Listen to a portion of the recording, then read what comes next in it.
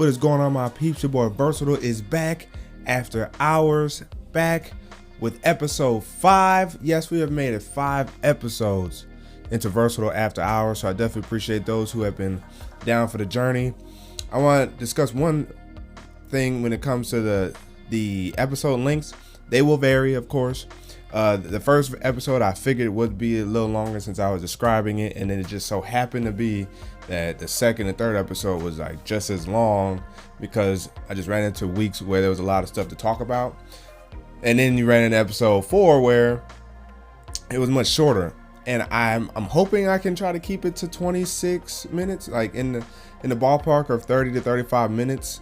I'm hoping. We'll see. It just depends on what information comes during that week. But if I can keep it there, it's more ideal for what I'm hoping to start and continue to gain support from you guys. So again, I do definitely appreciate you guys hanging around after hours. Appreciating the work you guys have been doing in terms of supporting the channel during hours. So much appreciated from you guys, Versatile. Now, as you guys can see here, ching, ching, ching, ching, ching, ching, ching, ching. Went to T-Mobile today. Shout out to Jay Williams.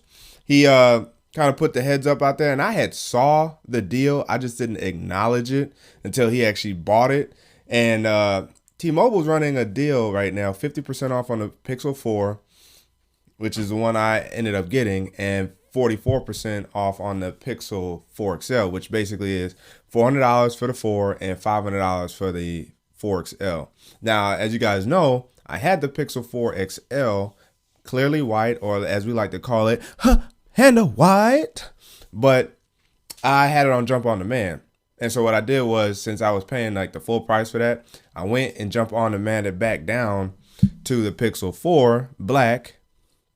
I think it's clearly black or something like that, with the white power button, sleek. And I realized I like the Pixel 4. I like the compact size. You know, one of the things I miss is my Samsung Galaxy S10e. I really miss that phone. And so to get a phone that's right around the same size, and I like the narrowness of it. So I'm actually very happy and pleased with being able to get this phone. And the black is not a big deal. The jet black is actually pretty cool. Like, I'm not opposed to it. I know it's going to have more fingerprints and stuff like that. So I am probably going to get a skin. I re-upped on the later case for it. So shout out to Lou for that. And I do still have my Pixel 4 XL later case. If anybody's looking to get it, you know, let me know down in the comments below. I'm sure we could talk in the DMs on Twitter or something like that and establish something. But yeah, I got the Pixel 4 in black. I'm actually surprised I don't have the name on here. Oh, just black. That's what it's called. And then 64 gig because of course T-Mobile and Google decided for whatever reason not to carry the 128 gigabyte models. But I got it for $400. And the nice part about it is because it's not under some like super special promotion, T-Mobile is allowing you to use Jump On Demand for the discounted price or the sale price. So $400, I got this, which means I save about $300 overall just because I also went with the smaller Pixel 4. So it ain't nothing like being able to save some money, you know what I'm saying? And of course, the standard S20 I'm going to get, it's coming to the house, you know, as soon as they start shipping those out. I changed my mind on the S20 Plus. The reason is I don't want to spend a whole nother $200 just on basically a slight battery upgrade and a different 5G, like faster 5G that doesn't technically exist yet, especially in my area. So for the size as well, I prefer the 6.2 inches over the 6.7 inches. 4,000 milliamps is still ample battery. I'm still getting everything else such as the 120 hertz display and all that type of stuff. I'm just getting sub 6, as they call it, 5G and not the millimeter wave 5G, but again, 5G is not going to be a big deal for at least another 2 years. So I'm not worried about 5G like that. I'm getting that S20, which is going to be a little closer to compare with this one. It actually will be a little closer to compare to the XL. And it's not like I didn't like the XL size. I definitely loved the XL size.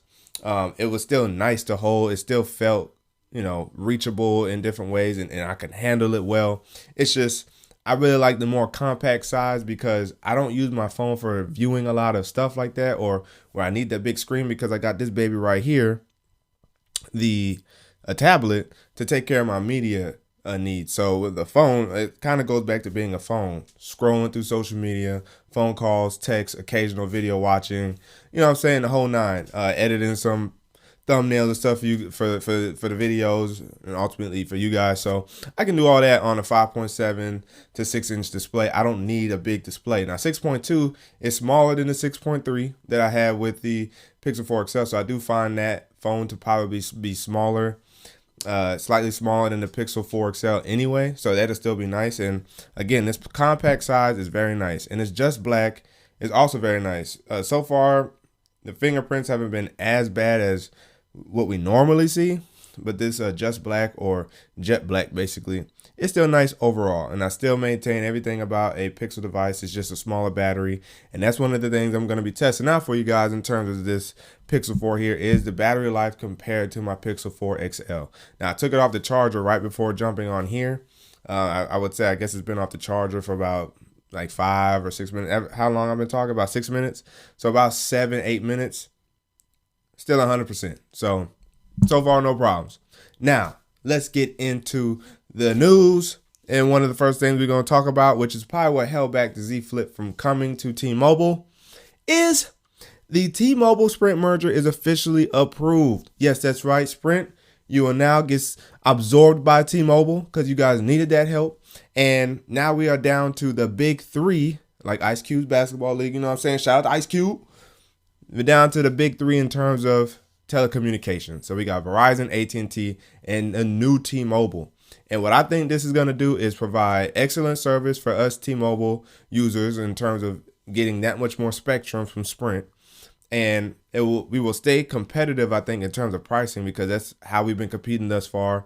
And that's how we've been kind of dominating and catching steam up on AT&T and Verizon.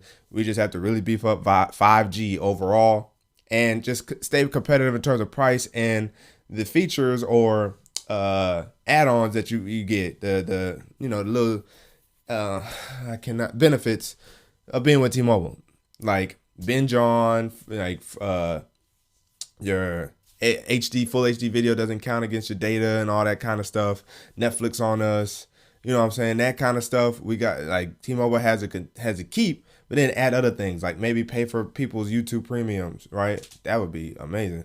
Pay for people's YouTube premiums or pay for people's YouTube TVs or something like that.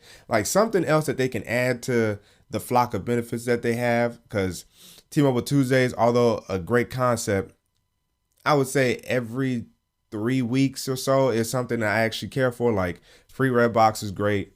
I used to care about Pizza Hut / Domino's, but I've been staying away from pizza since your boy's been in the gym getting them gains up, you know what I'm saying? What else? The movie tickets, but they're always selective. There's always the movies that I ain't really trying to watch, you know what I'm saying? But since it's $4, you can't help it. Like Sonic is discounted through T-Mobile Tuesdays for $4. We're going to cop those tickets. Go see that this weekend. I might even talk about it in next week's episode of Versatile After Hours, you know what I'm saying? So I think it's going to be a good move overall. It's sad to see that John Ledger will not maintain his position at T-Mobile once the merger is officially, in motion in terms of everything, being blended together. I'm going to miss that guy because he was funny and he did a lot for T-Mobile, you know what I'm saying? So that's cool. Otherwise, T-Mobile Sprint merger officially approved. OnePlus may reveal its fast charging power bank alongside the OnePlus 8. OnePlus may also include wireless charging, which I would imagine the power bank would have that capability as well to be able to wirelessly charge devices if the OnePlus 8 has wireless charging. So I see this as a great kind of like plan or, path that OnePlus has been doing in terms of waiting on wireless charging, making sure that they have their battery tech and battery philosophy really down. So that way, when they come out the gate with anything battery related, OnePlus is bringing their game. And I think they will with wireless charging. I think we're going to see something in the 20 watt, 25 watt wireless charging game when they do introduce it. And we're going to be blown away by it because I think they're going to be one of the first, if not the first, smartphone device to push 20 plus watt or anything above 15 watt, basically, wireless charging. That's gonna be crazy. That's gonna be dope. If OnePlus gets that down, that's gonna be cool. Now I also heard OnePlus actually might be launching their device or unveiling it sooner than later. Like we might get an unveiling in March, which it's like, okay, the Samsung is like, can we breathe financially? Like, Lord, oh, y'all, it's hard trying to keep up with these phone trends, I'm telling you. But, you know, I try to maintain Samsung, OnePlus, and Google. Apple, if the wife wants another Apple, I tried to do that. This came back. Okay, calm down. I don't know what was going on there, but I tried to maintain at least those three. And if I could throw an Apple in there, I will. But it's good news to hear from OnePlus regardless. It's still rumor, speculations, you know, supposed leaks. I would like to see a power bank that is really good. And then on top of that, both the OnePlus 8 series or 8 Pro and the wireless charging bank, or the power bank that has wireless charging. That would be cool. OnePlus, we see you. Now, how it was, you know, okay. Tongue twister. Google Play is ending soon. I've already kind of addressed that with a video I did on the channel not that long ago about how to transfer your music to YouTube Music or any other platform pretty much. Google Play is actually coming to an end. I think by the end of this year, there will be no more Google Play. And it's nice to see YouTube Music kind of starting to adapt some features. Like you will be able to have the ability to basically import your music through your cloud if you have music stored on like a laptop or some type of server or something, home server or something like that. As long as it's connected to Wi-Fi, your Google Play will be able, or YouTube Music will be able to pull that music over into a playlist of sorts or whatever, or accessible music in the app. Google Play Music was already able to do that, so it's nice to see YouTube Music finally getting that. One of the things I would hope that YouTube Music adapts is being able to swipe to skip tracks like you can in Google Play. Like in Google Play, you can swipe on the picture art or swipe when it's down at the bottom, you know, when you minimize it, and you can swipe that way. But with YouTube Music, you can only press the button to skip tracks or to go to previous tracks. So it would be nice to see that small integration. It would be nice to see them import your playlist anyway. That way it's like, you know, if I'm missing some songs, I can at least add them. And then the songs I added to my previous playlist, at least it has them in that mini. So I could be able to migrate those to that playlist. You know what I'm saying? Stuff like that. Or even, what's another feature I like from Google Play? Oh, having clean versions of music. Like, that's what I like listening to. I don't like listening to all this cussing and stuff. Like, I would like and prefer to listen to the clean music. So please adopt the clean albums as well. Google Play usually gets a lot of the clean albums. There are some albums they don't get the clean versions of, but YouTube Music, they're scarce. They're few and far in between where you get the clean version of the album. So that'd be another nice feature to see on YouTube Music. But Google Play Music is ending soon. Sad to see it go. I feel like they could have reworked that app to be the new YouTube Music instead of developing a whole nother app. So, but they didn't. You know, Google likes to play around with their apps and stuff that they doing. Look at Stadia. I mean, as much as I hope Stadia was going to be a big deal, it hasn't been yet. Of course, it's still the beginning, but they better hurry up because they promise a lot out the gate. And the unfortunate news of Essential. Andy Rubin's company is officially shutting down. There will be no Essential Phone 2, PH2, whatever you want to call it. I was looking forward to that little slender device. I was also looking forward to maybe them scrapping the idea and just coming out with a refined Essential Phone 2. The ceramic and all that type of stuff. It already was there with the near teardrop-like camera notch on the front, all screen, stable and consistent, timely updates. Essential was doing that thing there, and it's unfortunate to see that company go down. I mean, I guess I don't know how.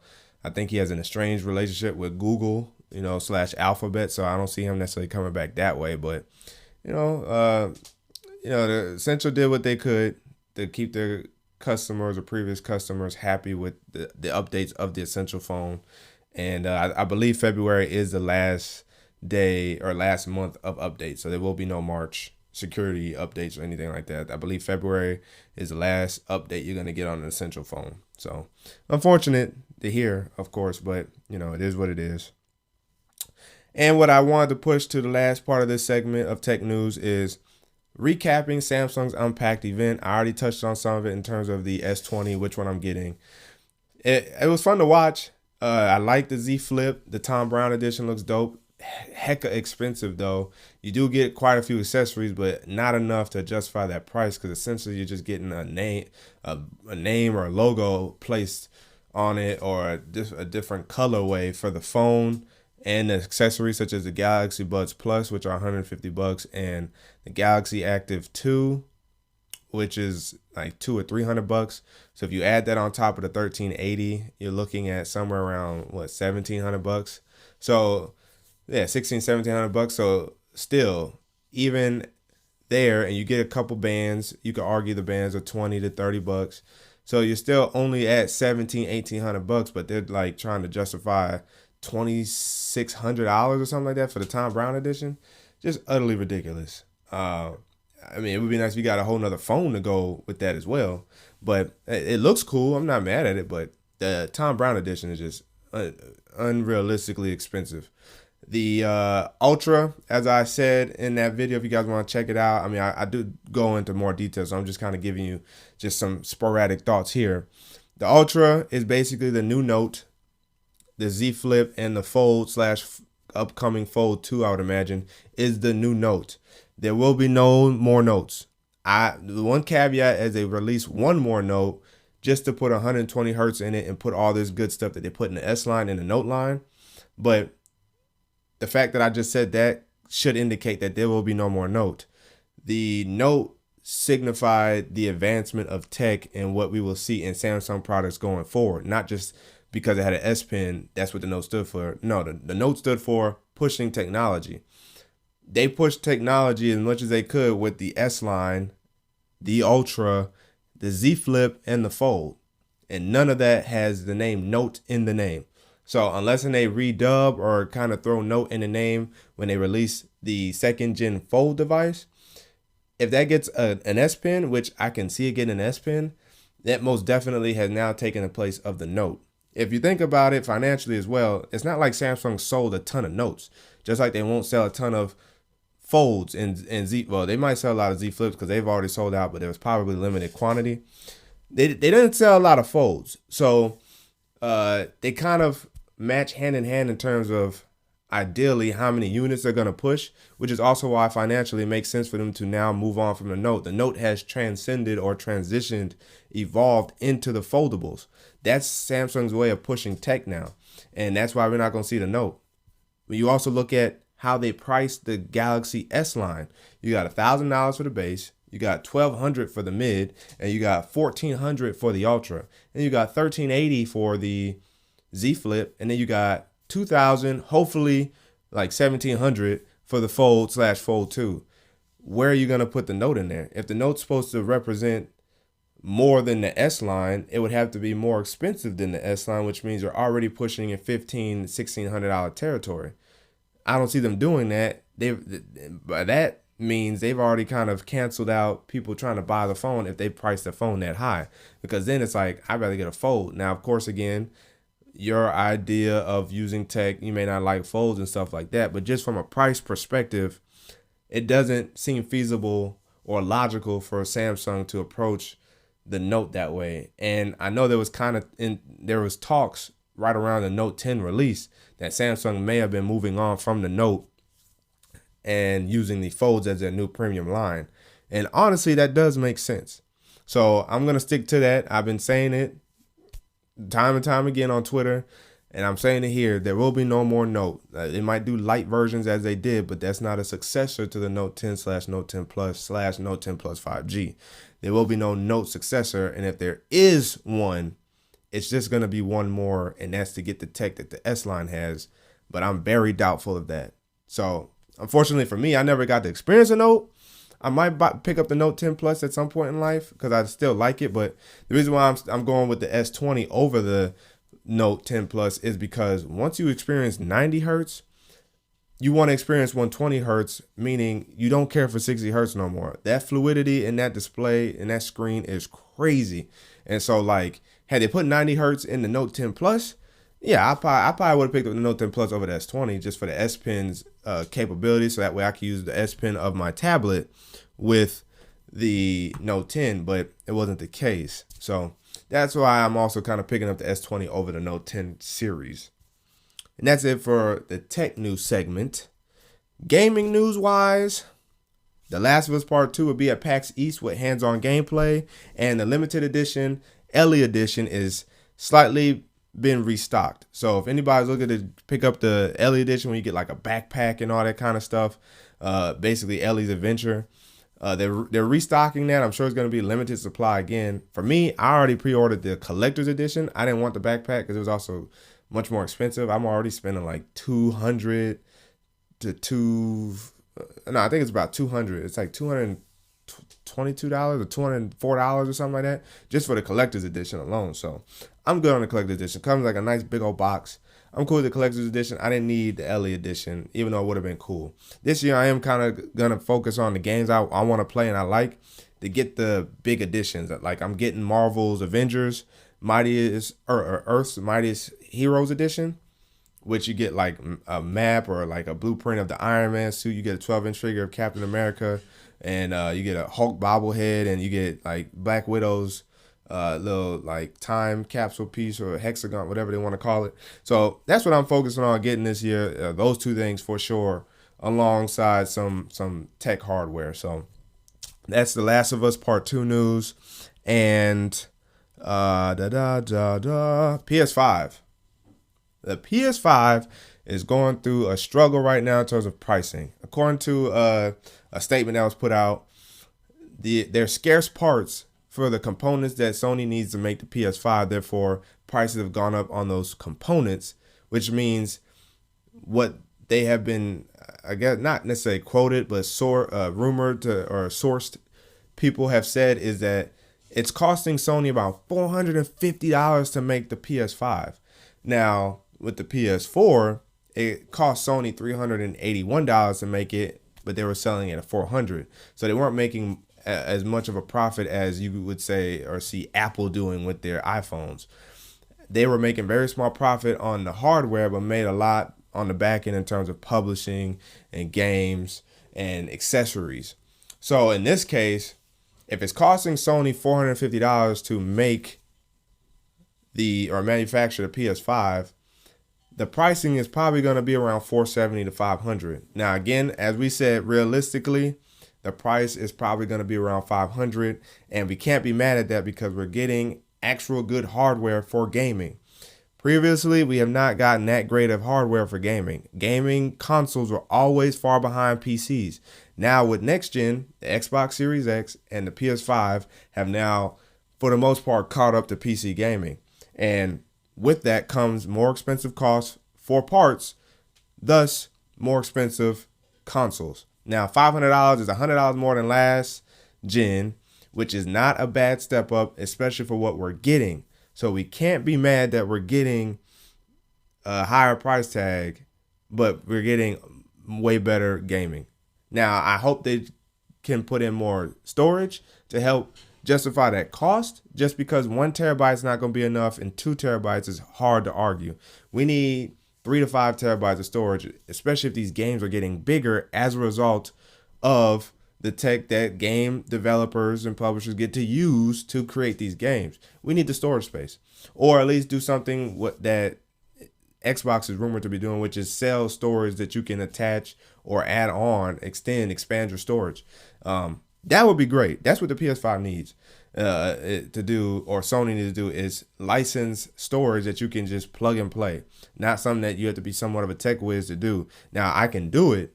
It doesn't mean I feel like doing it, right? So think about the average gaming consumer or gamer consumer. They might be able to do that, but they would just want to plug and play and go. And so having storage that's easily accessible will also help justify the price tag of the PS5 and Xbox Series X. It also explains why Sony is waiting on Microsoft. Now, routinely, Sony always uses February to reveal or set the price of the new consoles, but it's hard for them right now, being that Microsoft hasn't said anything, and the cost, it's the cost of parts that's costing Sony. You know what I'm saying? So that's why it's a tussy right now. It's looking slimmer and slimmer, but I am still holding on to my hope that Sony will unveil the PS5 by the end of February. It's looking very, very much more slim, but I'm holding on to it with dear life. Woo! And other news. It wasn't really much. Star Wars, Clone Wars Season 7 dropping in about a week. Looking forward to that. And the Secret Invasion Disney Plus series may be in the works to set up a big 2022 movie. So Secret Invasion would imply the Skrulls invading Earth, impersonating the heroes, impersonating maybe even villains, and causing strife amongst people and amongst the heroes. So that's always been an interesting comic and story. And it would make sense that they want to use a TV show to kind of build up a lot of that backstory. So by the time we get to Doctor Strange, Multiverse of Madness, or we get to Captain Marvel 2, or some Fantastic Four, or something like that, they would have built up this conflict that's supposed to be taking place within the world of Marvel. And this is also not including the other cosmic stuff that we're supposed to be seeing going down with the Galactus or Kang. Silver Surfer coming through to warn the heroes of like great trouble coming through. You still got the Eternals and Deviants that's supposed to help answer specific questions about what's going on now that the snap is taking place and the multiverse has now been created in the MCU. So there's like a bunch of crazy stuff that Disney Plus / Marvel Studios is going to be utilizing to help tell stories that I'm looking forward to watch. But that's it for this episode. The news is done. Hopefully you guys appreciate enjoyed it. Again, comment down below anything that was talked about, addressed, or said down in the comments below. I love being down there with you guys. But again, your boy Vrsatile is signing out. And until the next video, we are officially closed.